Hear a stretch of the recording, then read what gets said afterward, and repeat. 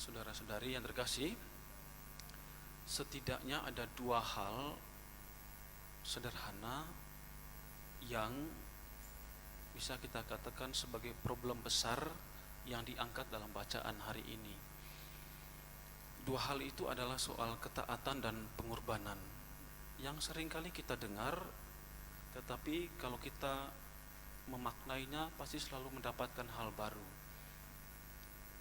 Dimulai dari ketika banyak orang mau menemui Yesus, dan diantaranya ada orang-orang Yunani. Apa yang dicari oleh mereka? Yang dicari oleh mereka sebenarnya kebijaksanaan. Ketika orang banyak itu datang mau menemui Yesus, mendekatkan diri dengan Yesus, mereka bertanya melalui, tadi disebutkan oleh penginjil Yohanes, Filipus dan Andreas. Mereka mau mencari di mana kebijaksanaan itu. Tetapi ternyata mereka berjumpa dengan sang kebijaksanaan, yaitu Yesus sendiri, yang tadi dia sendiri ketika menjawab mereka, dia menyampaikan tentang dirinya, siapa dia dan kapan dia mati, lalu mengapa dia mati. Saudara-saudariku yang terkasih, di sana Yesus mengajarkan tentang ketaatan dan pengorbanan. Ia mengatakan tadi, aku melakukan ini semua karena aku taat akan apa yang Allah katakan kepadaku. Pesan sederhana buat kita. Ketaatan kita kepada Allah itu sudah sejauh mana? Karena disadari bahwa ketaatan kepada Allah itu menentukan komitmen moral kita untuk baik bersama terhadap orang lain. Kalau kita mengatakan kita beriman, kita taat pada Allah, apakah ketaatan yang sama pula yang kita berikan kepada orang lain? Entah kepada suami, kepada istri, kepada atasan kita, atau justru sebaliknya? Karena seringkali iman selalu dibentrokkan dengan kenyataan moral kita. Kita rajin berdoa, tetapi di satu sisi itu tidak sinkron dengan kehidupan kita, kehidupan harian bersama. Maka iman akan Allah mestinya itu berpengaruh dan menentukan komitmen moral, pilihan tindakan kita terhadap sesama. Yesus mengajarkan itu. Maka bagian kedua yang diajarkan kepada orang yang datang mengikuti dia itu adalah soal pengorbanan.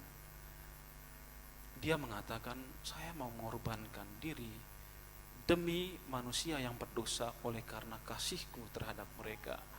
Motif pengorbanannya itu adalah cinta kasih, bukan yang lain.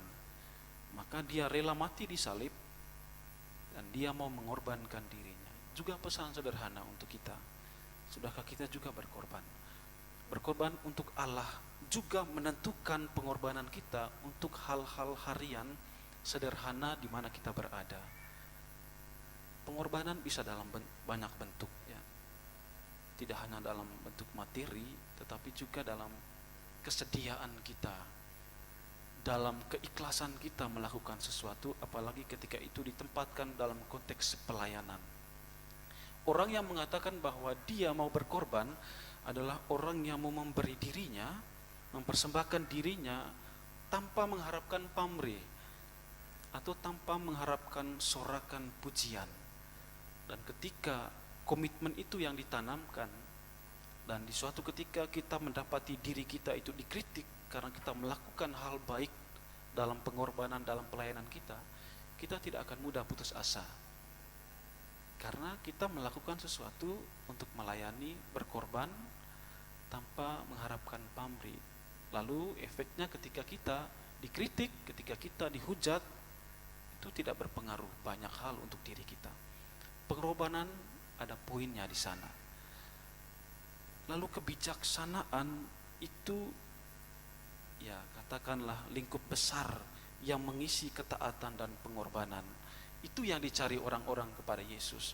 Dan Yesus mengajarkan, itulah diriku, itulah aku yang taat pada Allah, yang mau mengorbankan diri karena ingin mengasihi. Saudara-saudariku yang terkasih, mudah-mudahan kita sendiri bisa merefleksikan di Minggu Prapaskah yang kelima ini, apakah belum taat dengan siapa saja atau dengan Allah? Apakah kita dalam pelayanan masih suka menghitung-hitung secara matematis, atau kita sudah ikhlas, kita sudah bertanggung jawab bahwa yang kita lakukan murni untuk kebaikan diri kita, kebaikan orang lain, dan terutama untuk menunjukkan bahwa iman kita itu tidak hanya individual, tidak eksklusif, tetapi dia komunal, dia punya efek sosial untuk kebaikan semua orang. Tuhan memberkati kita semua.